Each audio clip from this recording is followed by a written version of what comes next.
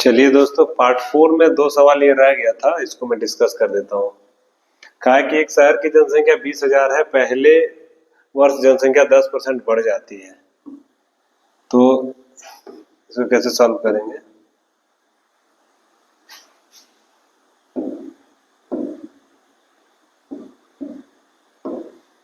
ठीक है, पहले वर्ष जनसंख्या जो है 10% बढ़ जाती है, दूसरे वर्ष 20% घट जाती है। इसको सिंपली करेंगे, शहर की जनसंख्या कितनी है? 20,000 है। पहले वर्ष क्या होता है? 10% घट जाती है, इसका मतलब 90% बच जाती है। फिर दूसरे वर्ष क्या है? 20%, 10% बढ़ जाती है, इसमें कहा गया है, तो 10% पहले बढ़ाते हैं।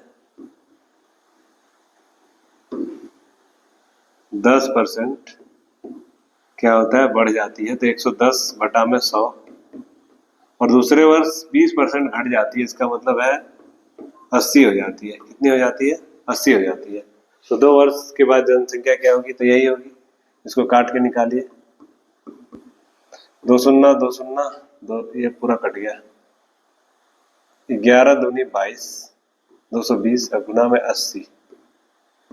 यहाँ पे 2 जीरो उतार दीजिए। 8 दूनी 16 के 6 हाथ में 8 दूनी 16 1 17, 17,600 ये आपका आंसर हो गया। अगले सवाल की ओर बढ़ते हैं। 2 वर्ष बाद एक शहर की जनसंख्या 19,800 है। 2 वर्ष बाद, तो 2 वर्ष पहले मान लीजिए कि 2 वर्ष पहले शहर की जनसंख्या x थी, उसमें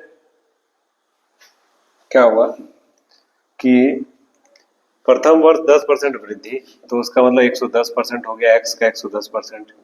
फिर जो बना उसका क्या हो गया? द्वितीय वर्ष 10% कमी, इसका मतलब 90 बटा में 100 हो गया। प्रथम वर्ष में 10% बढ़ गया, इसका मतलब x का 110%। अब जो बना मेरा जनसंख्या, उसका फिर 10% घट गया, तो मतलब 90 बटा 100 हो गया, और बराबर में कितना आएगा? 19,800। ठीक, अब आप क्या करें? 1 2 1 2 काट दीजिए। 9 से काटिए, 9 एकम 9, 9 दूनी 18, 1 बचा, 9 दूनी 18, 0 0। 11 से कटेगा 11, 2 बार में 11 दूनी 22, 0 0। इधर ले जाएंगे तो x इक्वल टू क्या आएगा? 200 मल्टीप्लाई बाय 100, दैट इज 20,000। तो ये आपका आंसर हो जाएगा। तो इस तरह से हम देख रहे हैं कि जनसंख्या से संबंधित सवाल को बहुत ही आसानी तरीके से सॉल्व किया जा सकता है। आई होप कि आप समझ गए होंगे, और ग्रुप डी के लिए बहुत इंपॉर्टेंट सवाल चल रहा है। ग्रुप डी वाले भाई लोग इसको जरूर देखिए। तब तक के लिए धन्यवाद।